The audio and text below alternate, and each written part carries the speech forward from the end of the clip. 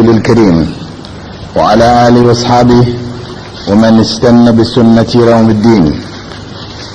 All praise due to Allah, and may Allah's peace and blessings be on the last Prophet Muhammad sallallahu alayhi wa sallam, and on all those who follow the path of righteousness until the last day.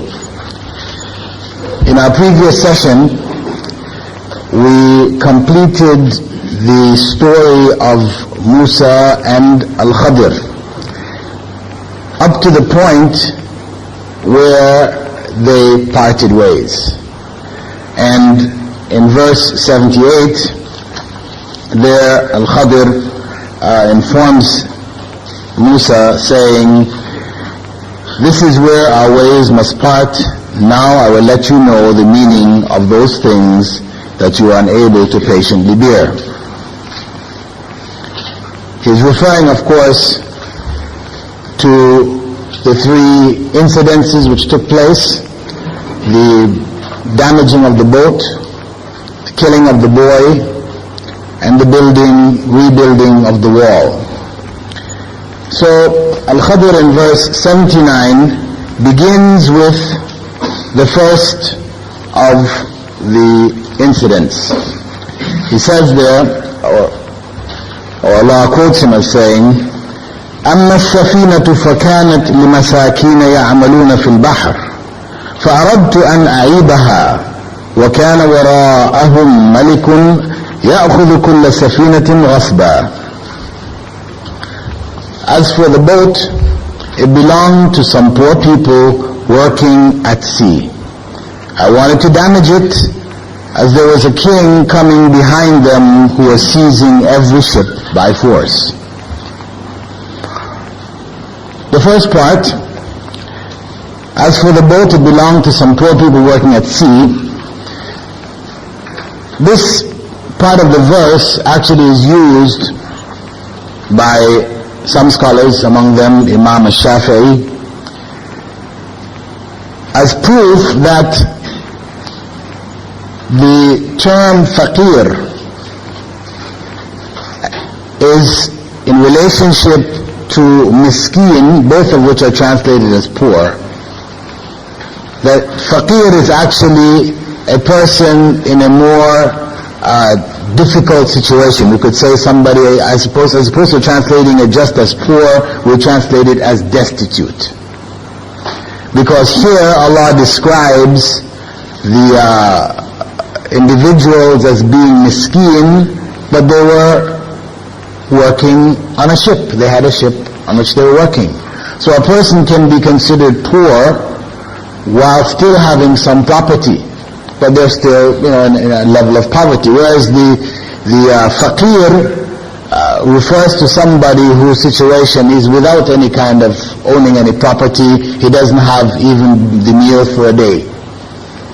And this becomes significant where in Surah Tawbah, where Allah defines there in verse 60 the heads of zakah, where Allah says, إِنَّمَا الصَّدَقَاتُ لِلْفُقَرَاءِ وَالْمَسَاكِينَ, that indeed zakah is for the fuqara, that's plural of faqir, and masakeen is the plural of miskeen. So if you translated them both as poor, it would seem redundant. Why? For the poor and the poor. So knowing that there had to be a difference, different scholars looked for evidence to indicate what was the difference between the two. What was the difference between the two? Now, other scholars, in looking at this, scholars of tafsir, they held that miskeen here doesn't mean poor in the sense of poverty, but instead it means a person poor off, having a difficult situation, as if somebody who was rich, if somebody who was well-to-do, had property and was fine in life, but they had a major calamity strike them. You say, the poor man, he was such and such, and look what happened to him. You say the poor man. You don't mean literally poor meaning he hasn't got no money, he has no money, but you mean poor meaning the unfortunate. So miskeen here carries in Arabic a similar implication, so it could mean the unfortunate individual. So This is where, even though Imam Shafi'i used this as an argument, others held no, this is not actually the case. Then Al-Khidr goes on to say, فَأَرَدْتُ أَنْ أَعِيبَهَا, I wanted to damage it, as there was a king coming behind them who was seizing every ship by force.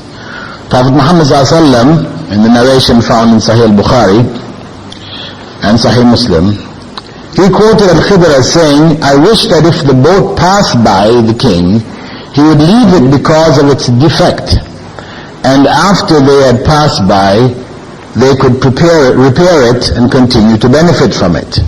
And he further explained, when the king came to take the boat, he found it damaged, so he spared it, and later on it was repaired with wood. Now what may be deduced from this incident and its explanation by Al-Khidr is that there is a need for patience in times of difficulty, as there was great benefit in what was an apparent misfortune. This is the meaning of Allah Almighty's statement, وَعَسَىٰ أَن تَكْرَهُ شَيْئًا وَهُوَ خَيْرٌ لَكُمْ. It may be that you dislike something which is good for you. The same principle is expressed in the Western saying, every cloud has a silver lining. This is the same basic expression.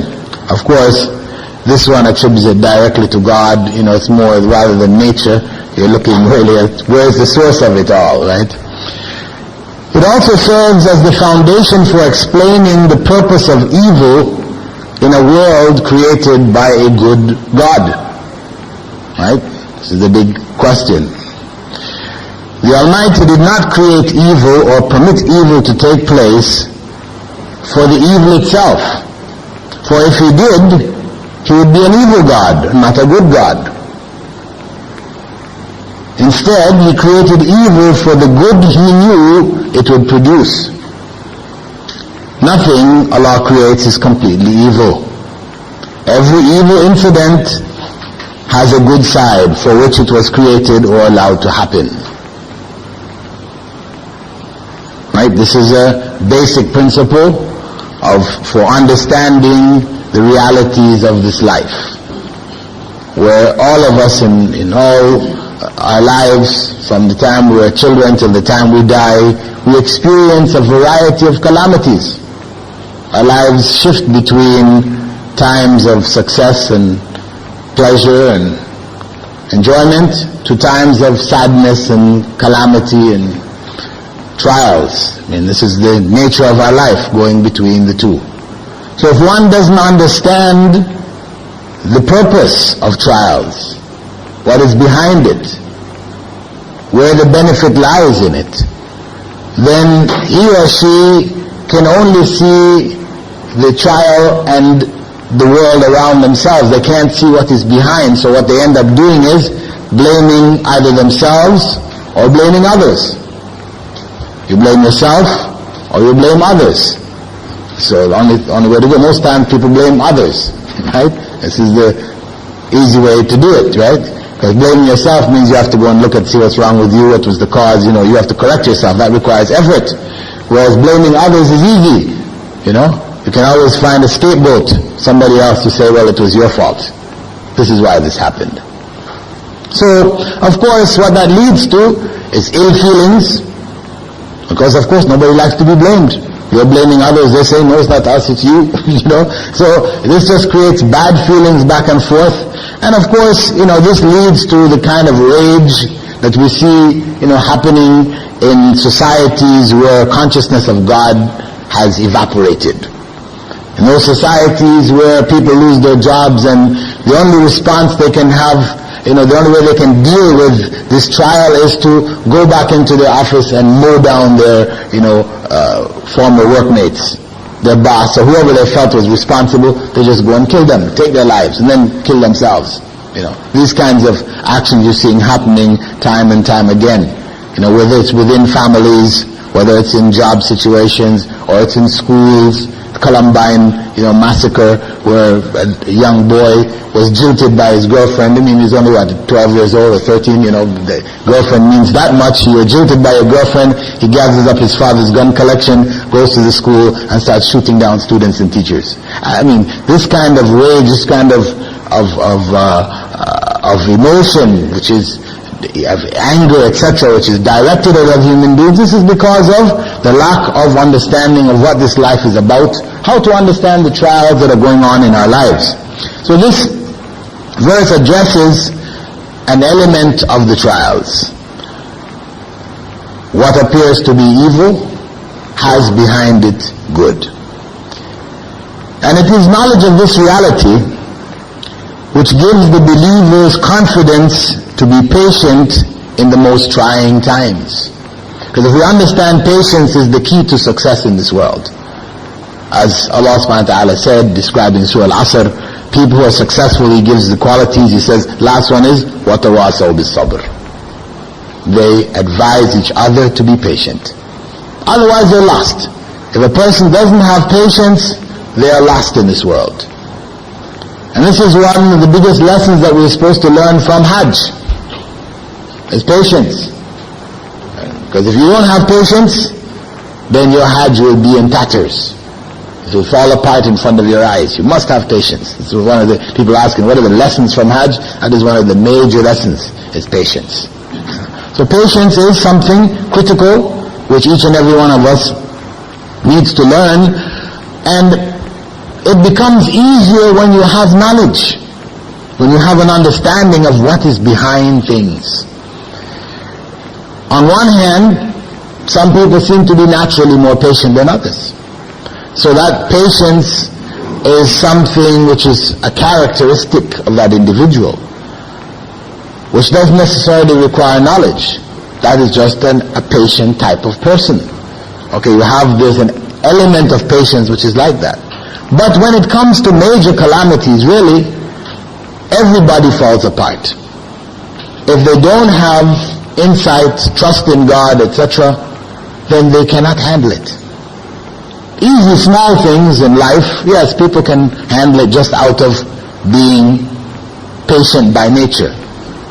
But patience to be able to handle the major calamities, this patient nature is not sufficient.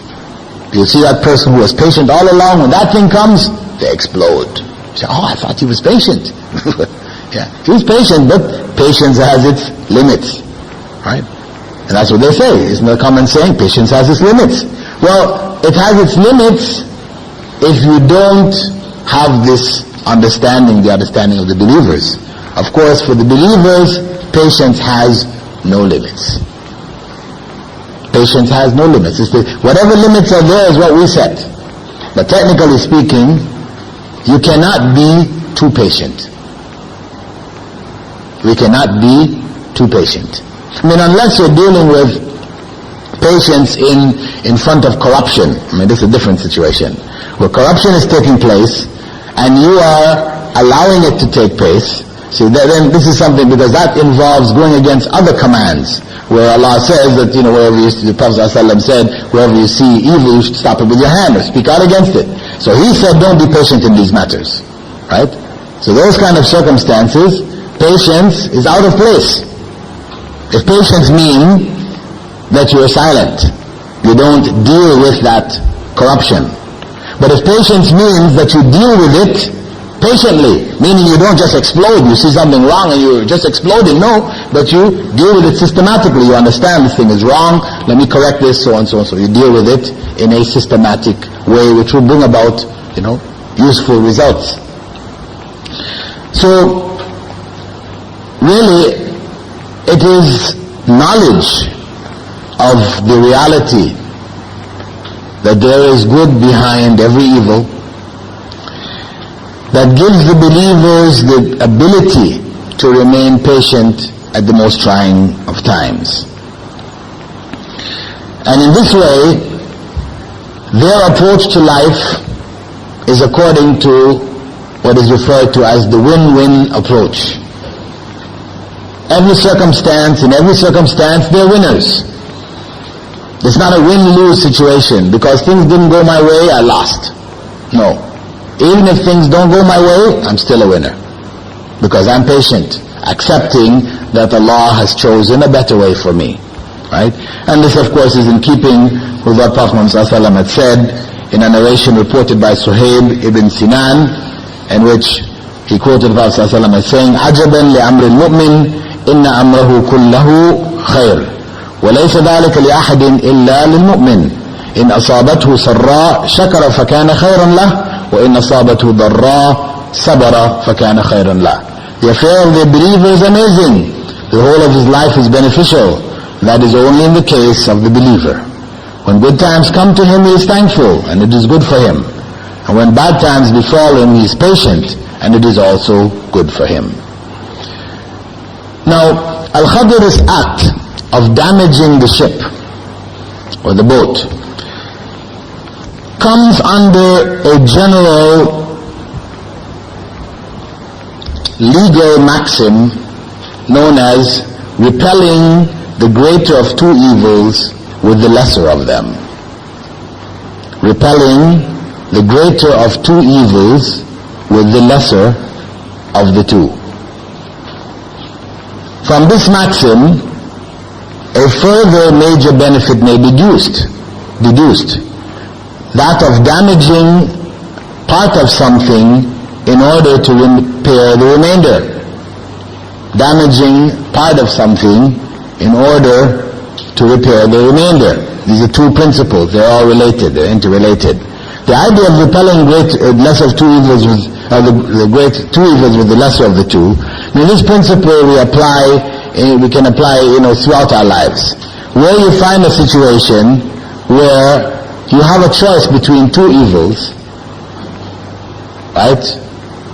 One or the other is coming. Then you choose the lesser of the two. The one which is the least harmful. So, for example, for those of us living in the West, or living under rule of kufr, of disbelief, you're functioning in societies where the government is a non-Muslim government, for example. Some people say, don't get involved in politics, because the political system is corrupt. It calls for things which are against Islam. No, it does have things which are for Islam, but a lot of the teachings and the rulings, etc., are against Islam. So for you to associate yourself with this political process is to associate yourself with disbelief. So on the basis of that, they don't get involved. Don't vote anything, because voting is a part of the political process.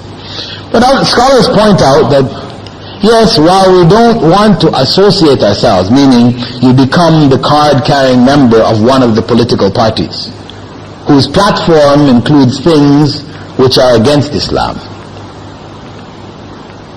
While you try to avoid that, voting is another thing.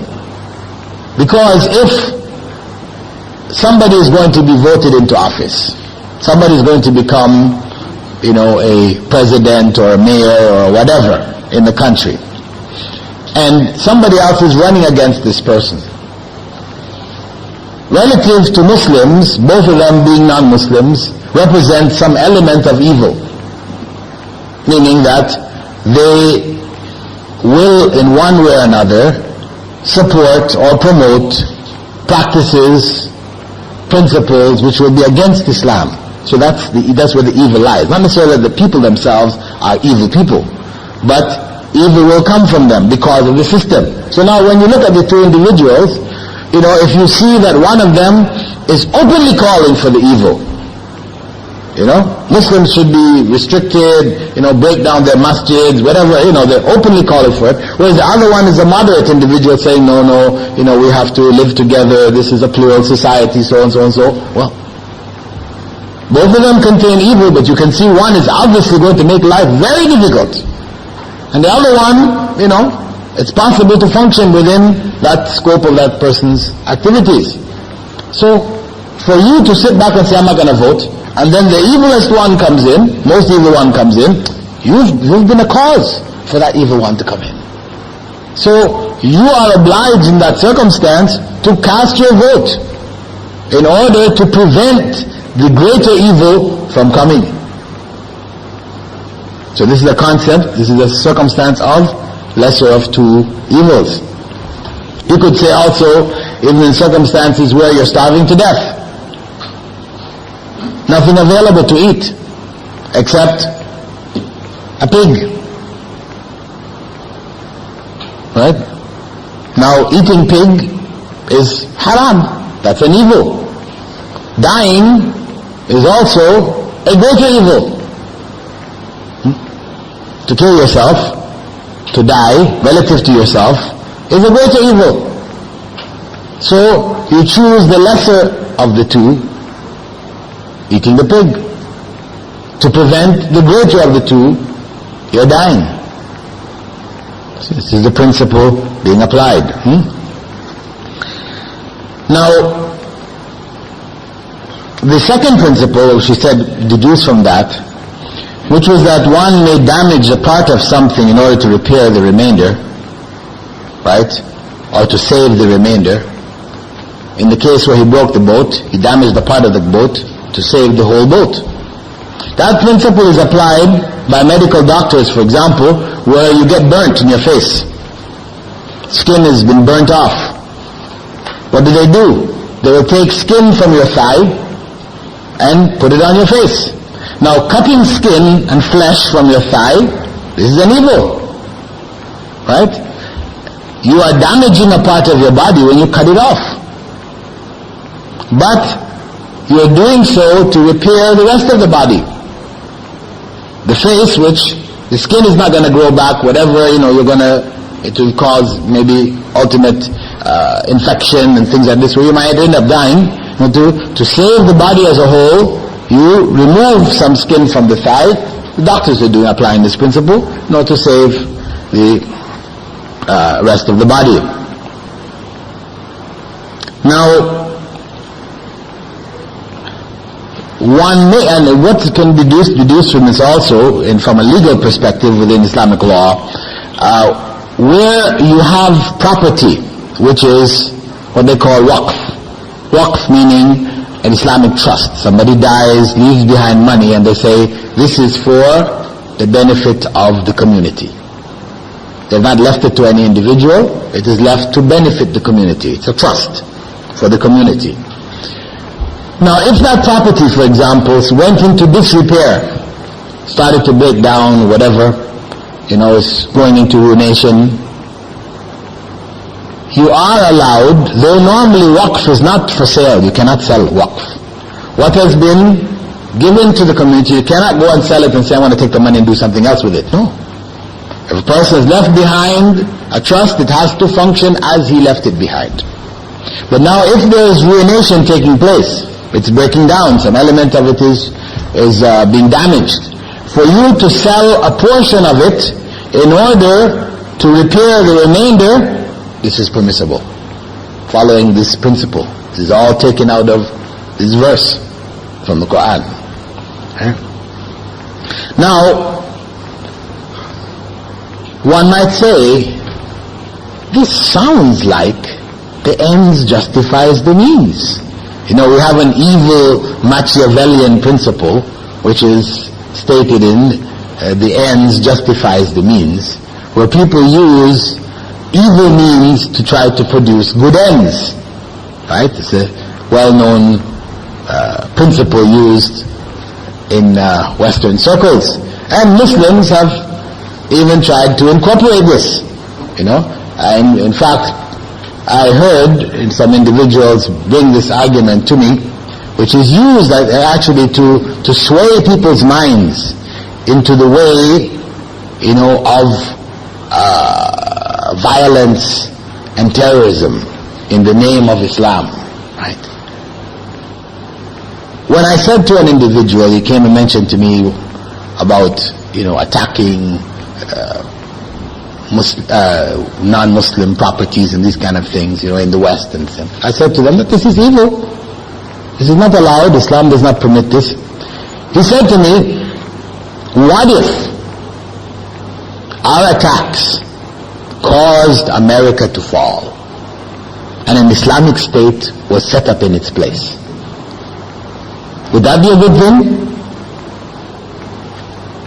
You see, this is catch-22. Because if you say yes, it would be a good thing, then you are saying it's okay for you to go and do what you are doing, right? If you say no, it wouldn't be a good thing, then you would be opposing Islamic order, Islamic state, etc., which is of course evil, wrong. So where do you go from here? You see, this line of argument, as I said, it's been used on the minds of young people who are not mature enough to see the fallacy in it. So they use that to win over people into violence and to doing violent things, in spite of the fact that it's against Islamic teachings. So we can say then, where do we make the distinction between the two? If we're preventing the greater evil by a lesser evil, isn't that sounding like the ends, which is preventing the greater evil, is used to justify the means, which is using the lesser evil? Doesn't it sound the same? Does it or doesn't it? It sounds the same. It sounds very much similar. However, there is a fundamental difference between the two. In the case of the ends justifying the means, a woman was mentioned to the Prophet ﷺ. Some of the companions mentioned that there was a woman in Mecca who used to prostitute herself and take the money and give sadaqah. She used to sell herself, and the money she raised from it, she used to give in sadaqah to the poor. So they asked the Prophet ﷺ, what is this woman? What she's doing? Is this okay? He said, better she didn't prostitute herself and didn't give any sadaqah. Better she didn't prostitute herself and didn't give any sadaqah. So he refused, he rejected this Machiavellian principle of the ends justifying the means, because the end was a good thing, sadaqah, giving sadaqah to the poor. But the means, prostitution, this is evil. So where do we draw the line? Can anybody see where is the point of difference between Khidr breaking the boat and the prostitute, or the woman prostituting herself for sadaqah?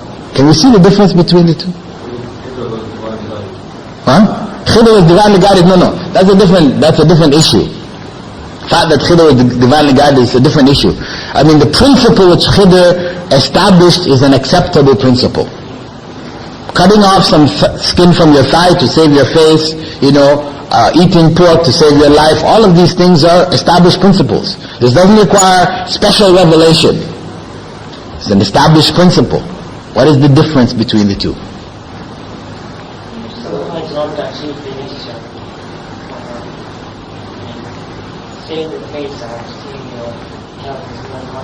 Yeah, the issue is that when you're dealing with preventing the greater of two evils, this is something going to happen.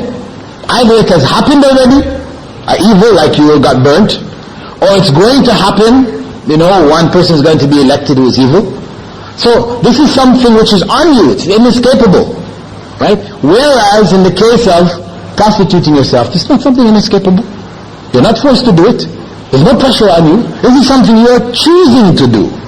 So this is the difference. This is the fundamental difference between the two. In the end, as I said, if you just list them up, it appears like they're similar. But the difference is, one is an evil coming at you which is inescapable. Ammar ibn Yasir, tortured by his people, to the point of death. They wanted him to renounce Muhammad ﷺ, renounce Allah, and to accept the gods of the Quraysh, Al-Lat, Al-Uzza, Al-Manat. So he renounced the Prophet ﷺ. He said he accepted Manat and Uzza. He did so, his life was threatened. Prophet Muhammad ﷺ affirmed his choice and said, if they do it to you again, do it again. Say what you have to say. Save your life. It's a different situation, right? Whereas in the case of that woman, it was not a necessity. She didn't have to do that. So similarly, when we're looking at issues where the ends are good ends, we have to look at what is now in front of us. Are we forced? Are our lives threatened, our limbs threatened, unless we do that? If that's not the case, then we cannot justify using evil means to bring about good ends. Instead, the Islamic principle is that the means determine the ends. So if those individuals, in their actions, they did bring down Western society in one form or another, and Islam rose in its place, all we can say about that is Allahu Akbar. Allah be evil relative to them. Allah will not reward them for it.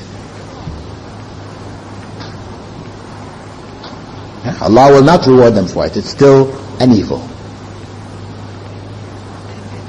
Just like the case where a friend of mine was introduced to Islam while making a drug deal. Somebody was selling him some marijuana. After he tested the product, both he and the seller were high. The seller said to him, "Do you know about Allah?" And he had never heard this name Allah before. So he said, "No, what is Allah?" So he told him, "Allah is the creator of the heavens and the earth. It's the one true God, who is only one." And he gave him dawah. And after that, he went, and searched and researched till he found Islam and accepted Islam. But we can't go back now and say, well, one good way to reach people is to get them high and then tell them about Allah. No, this is not acceptable. It's totally unacceptable. Okay? So, this is a case where all we can say is Allahu Akbar. Allah was so great that this individual, in spite of his corruption, Allah was able to take good out of it. That's all. So the same thing when those people argue, well listen, and you hear this argument made by those who are promoting terrorism, right? I mean, true terrorism. They will argue that after 9/11, Islam increased fivefold in the US. True. The numbers of people who converted to Islam increased 5 times. More people were finding out about Islam, and not just the US, in Canada, all the way when I was in Dubai when it happened, the same thing. In that month following it, there was a huge upsurge of people accepting Islam. They said, see the good result? No. All we can say is Allahu Akbar. We don't justify your actions or what you believe to be acceptable actions by those results. This is just the greatness of Allah subhanahu wa ta'ala, that's all. There's a point to note here in verse 79 that Khidr, when he talks about damaging the boat, he says, فَأَرَدْتُ أَنْ أَعِيبَهَا, I wanted to damage it. He attributes the desire for damaging the boat to himself.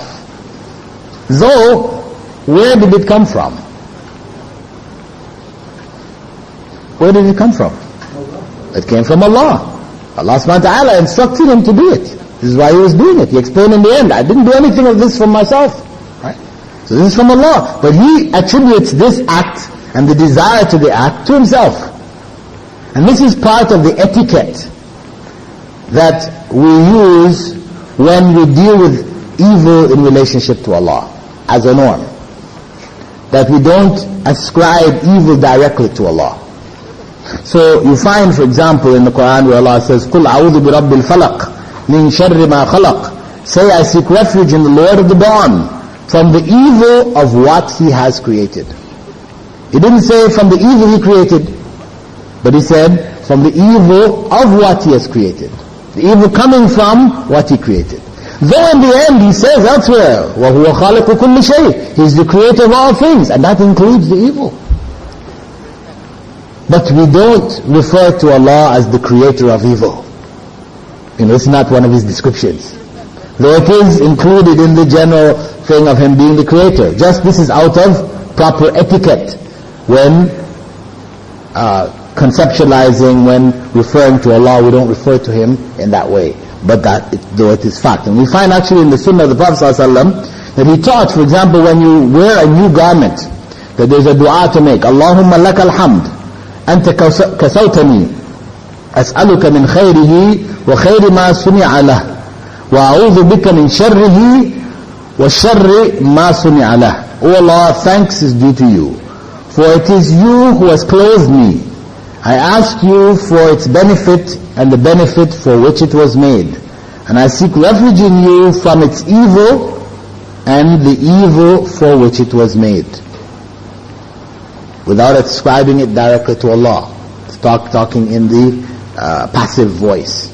Also we find the Prophet ﷺ in the dua that he made before, at the beginning of Salah, which begins with directing one's face to Allah, etc. In that dua he says, the Prophet ﷺ used to say, لبيك وسعديك والخير كله في يديك والشر ليس إليك.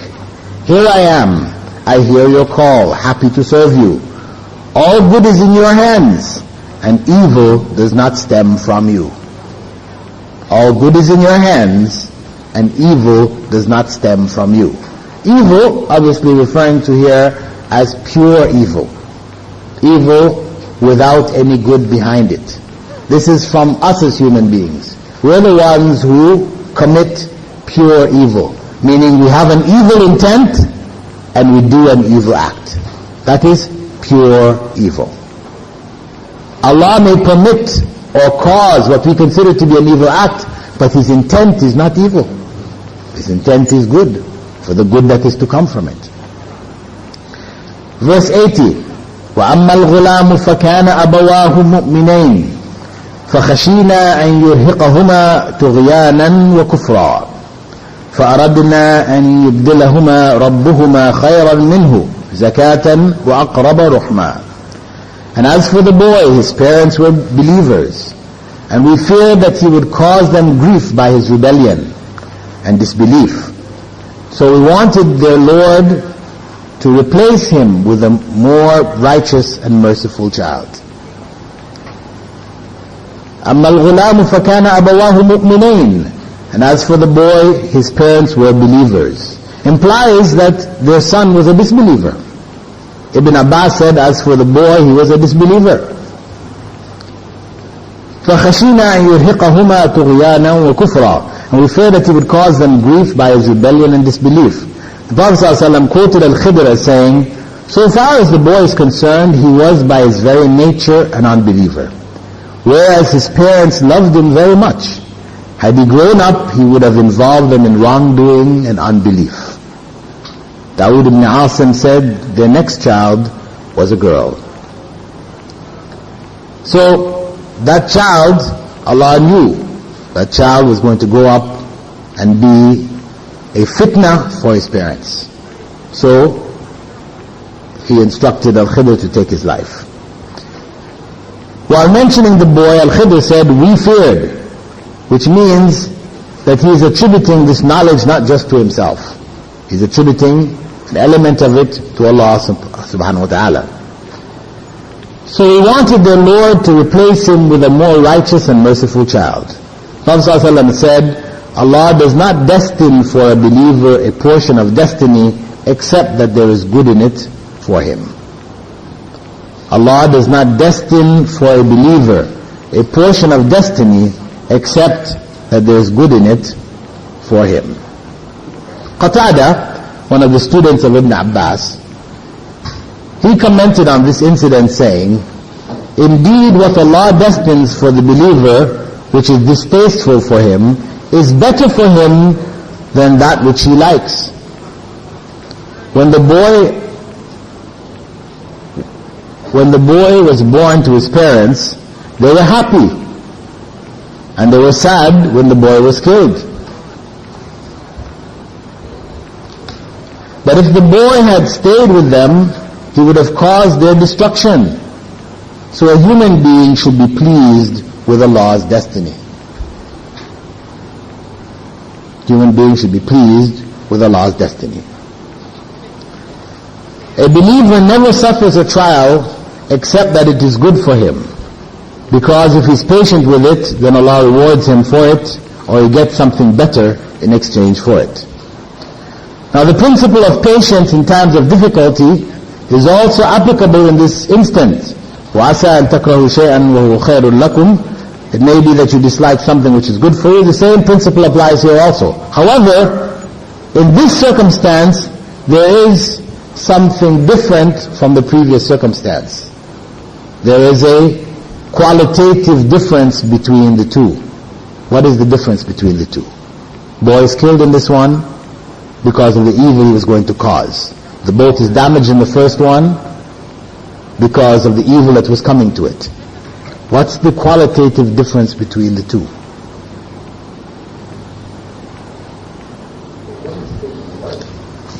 Yeah, one is taking a life which is more serious, you could say in that sense, but in terms of the principle, in relationship to the principle of being patient with trials. Perhaps you may dislike something which is good for you. Trial comes, you're patient with it. In relationship to that principle, what is the difference between the breaking of the boat and the killing of the boy? The breaking of the boat, there is something less enduring, whereas you lose a child, it's something that's very difficult. It's more difficult to be patient for the parents. Okay, again, you're talking about the severity of the act. It's more difficult for them to be patient. One is complete, one is partial. One is complete and one is partial. They can repair it. Huh? Permanent. They can repair it. Yeah, both can be repaired, child can't be brought back. Well, the child was replaced by another child. Okay? Child was replaced by another child. So relative to the principle that we are patient with trials, knowing that there's good behind it. Relative to the principle, we have two examples here. The first example is one in which the good which comes from evil becomes immediately apparent. The good which comes from evil becomes immediately apparent. When he broke the hole in the boat, the owners of the boat would have been upset. Who broke our boat? Why did they do it? So and so. But then they saw the king coming and grabbing everybody's boat. They said, Alhamdulillah, our boat is broken. Right? Right away. Alhamdulillah, our boat is broken. You know? So the good in that evil is apparent and clear. You know, soon. It's not later on, down the line. You know it. And it happens in our life like this many times. Things happen and you find out the next day or days later or a week later, hey, that was a good thing. At the time I was very upset and, really this, that and the other, but found out it was a good thing. Now the other case, in the case of the child, this is the case where the good behind the evil is not apparent. Because the parents of the child will not know why that kid was killed. They'll be happy with the new child that comes, but the sadness of the loss of their child who was murdered, that will remain with them until the Day of Judgment. On the Day of Judgment, when we see the wisdom of Allah behind all things, it will be clear to them, Alhamdulillah, that child was taken. But until that point, till they died, they will have a loss. They're going to feel that loss. Child who they were close to, attached to, etc. is gone. The loss is going to be there. They wouldn't know the evil that's behind it. But that is the principle for the believer. That whether we know the good which is coming behind something or we don't know the good, we believe it is there. And that's important. Because the second one is actually even more important than the first one. Because it is the second one which leads, the atheists, to claim, well, there couldn't possibly be a God. Where is the God? If you have a God who is good and is all powerful, why didn't he stop the tsunami? 300,000 plus lives were taken. Most of them are Muslims in Indonesia. What kind of God is this? Was he able to stop it? Is your God all powerful? Yes. So why didn't he do it? It's a big question. In other words, these calamities, where is the good? Yes, we can accept, yes, there are some things which there's good behind it, but now let's deal with the big ones, right? What's your explanation for that? Well, we say it's the same. Just because you can't see the good behind it doesn't mean there isn't good. Maybe 10 years from now, maybe 50 years from now, maybe 100 years from now, maybe never. But there is good behind it. And that's the faith that gives the Muslims patience to deal with the circumstance. And if you listen to the Indonesians when they were talking to them, interviews with them, those who lost their lives, etc., you hear them saying, well, our area, it had become so corrupt.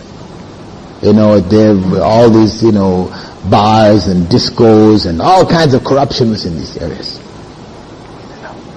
We were a part of it. We deserve it. You hear them saying that. Of course, from a Westerner, they will never say that. They will never accept that. Never accept that. That kind of reasoning for them is just madness. But that is the faith of the believer. They realize that whatever befalls them they cannot say we don't deserve this. Who is living the righteous, perfect life that he can say I don't deserve any trials, any punishments? No one. So he looks to see around him where there is corruption that, gives him some confidence in, hey, this is by Allah's will and we really deserve this anyway.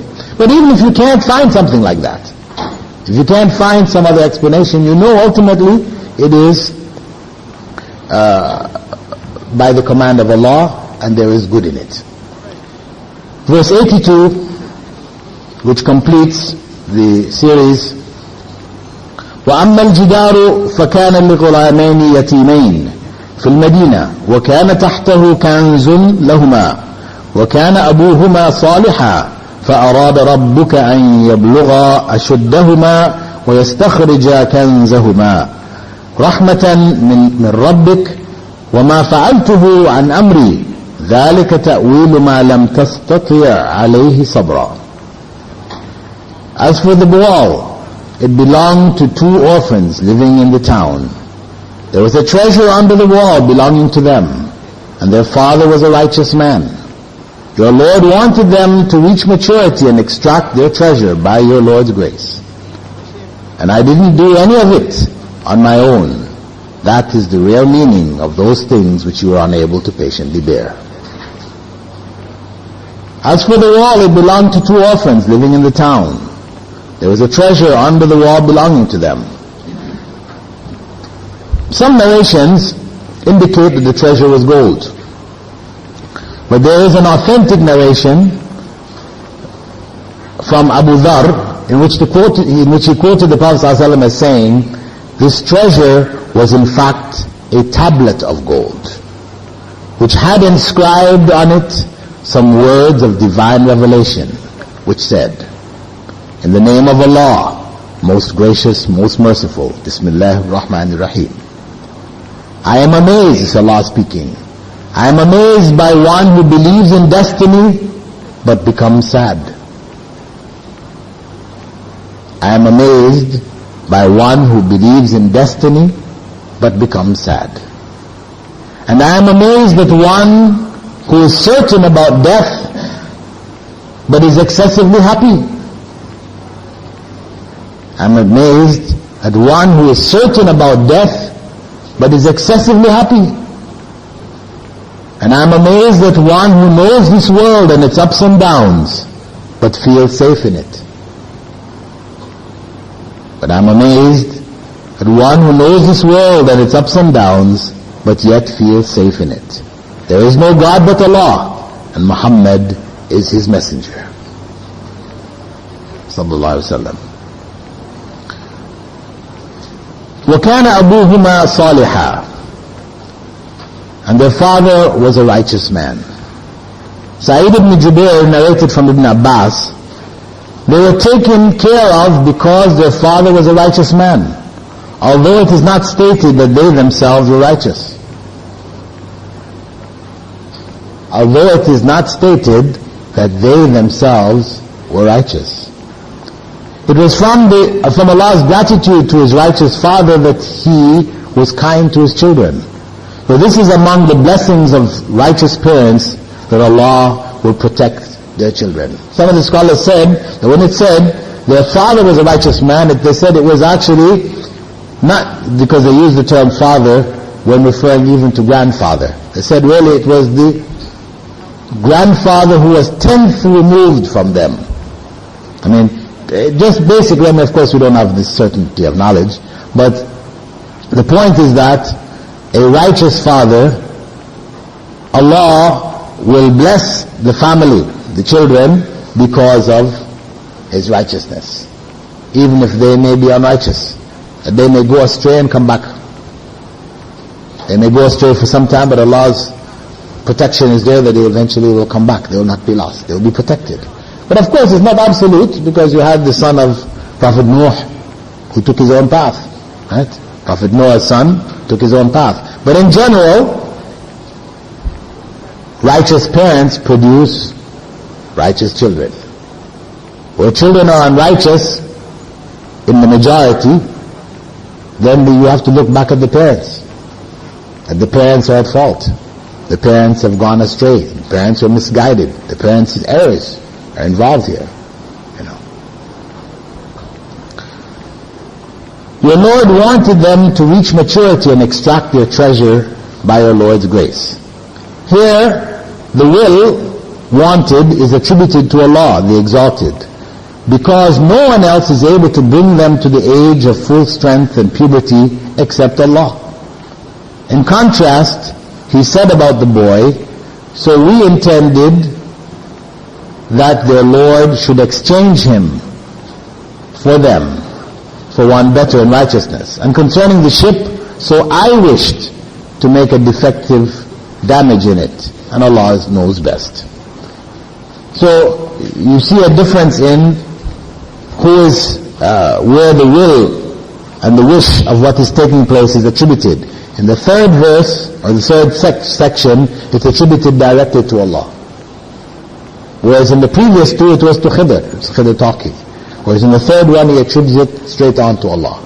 Because really, that is purely in Allah's hand. But Allah takes care completely of those children in terms of raising them to maturity. And of course, if the wall had fallen, the children had not reached maturity, then the townspeople would have stolen the treasure. This is where the whole issue of fixing the wall was, right? And I didn't do any of it on my own. This is the real meaning of those things which you are unable to patiently bear.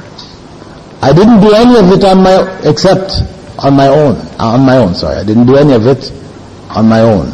This statement of Khidr, this is the statement used by the majority of scholars to prove that Khidr was a prophet of Allah. That Khidr was a prophet of Allah.